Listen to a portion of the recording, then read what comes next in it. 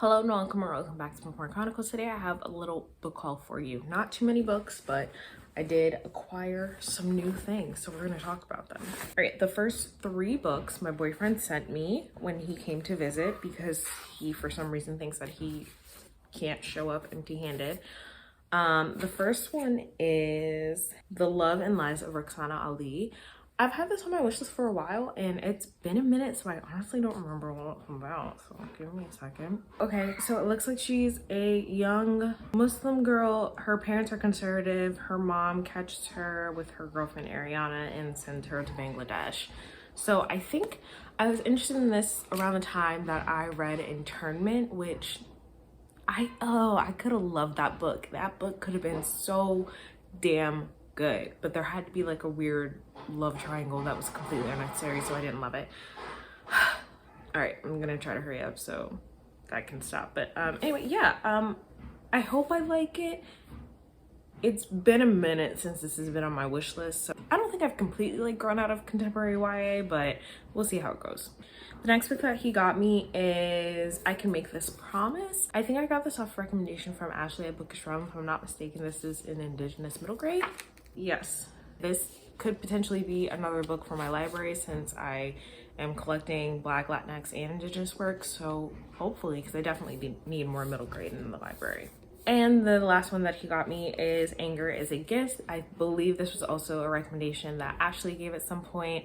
I don't remember what it's about. So this feels like sort of a combination between police brutality and how shitty the American education system is. So in this high school, they're getting a resource officer stationed in their halls. I think this one will be good. It sounds good. The next book that I got, I ordered from Pango Books. By the way, I do have a Pango bookshop. It's always linked in the description with my socials and whatnot. If you ever see some books that I'm talking about maybe unhauling or whatever, they typically go up on my Pango bookshop unless I donate them to my library. So if you ever see me unhauling something and you want to check out my storefront. But the next book that I got is The Jasmine Throne. As I mentioned, this is the first book for our Diverse Fantasy Book Club. So we ended up naming the book club Pages in Color. It's not the name that we originally wanted, but the name that we wanted was taken by an Instagram account that has been used since 2014. So can you tell I'm not happy about it? But it's okay. So Pages in Color, we have an Instagram, Twitter, and a Discord. I will leave all of that in the description as well as Lila's announcement post, but our first read is going to be The Jasmine Throne. So we will be reading this from the beginning of May to the end of July with a discussion in early August. So she's a little chunkier than I expected her to be. I don't know why I didn't realize that this book was a little bit thicker than she is, but I think I am going to break this up over the next 3 months, so I'll be reading a third of it at a time. I'm really excited to get to this. I think it's gonna be really fun. We haven't even started reading the book yet, and so far our conversation in the Discord has been pretty good, so join us if you're interested in reading The Jasmine Throne. So if you saw my wrap up, you know that I read These Violent Delights and I really enjoyed it, so I picked up Our Violent Ends. I'm so excited to see how this story ends. I really enjoyed the first book, and I like that the Romeo and Juliet is sort of a loose inspiration, sort of, and that the romance itself didn't take away too much from the actual story and what was going on. So in Our Violent Delights, we are in 1920 Shanghai, and there's a madness going around. People are claiming that they see a monster near the river, and there's some sort of contagion going around that is forcing people to claw at their own throats and literally rip their own throats out. And it's so weird and not at all what I was expecting going in, but I'm really enjoying it and I cannot wait to see how she wraps this up.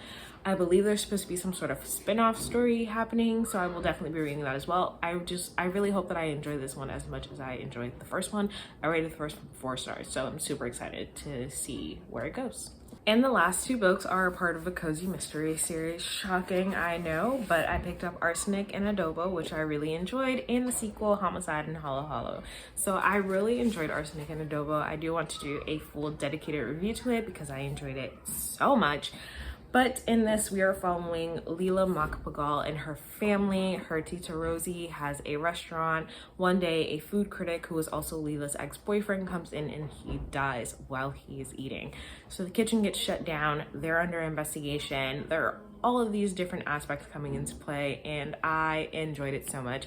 I rated Arsenic and Adobo 4 stars, so I'm really excited to continue the series. So those are all of the books that I got recently. Not a huge haul, but I had some gift cards left over from Christmas and my birthday that I decided to finally use.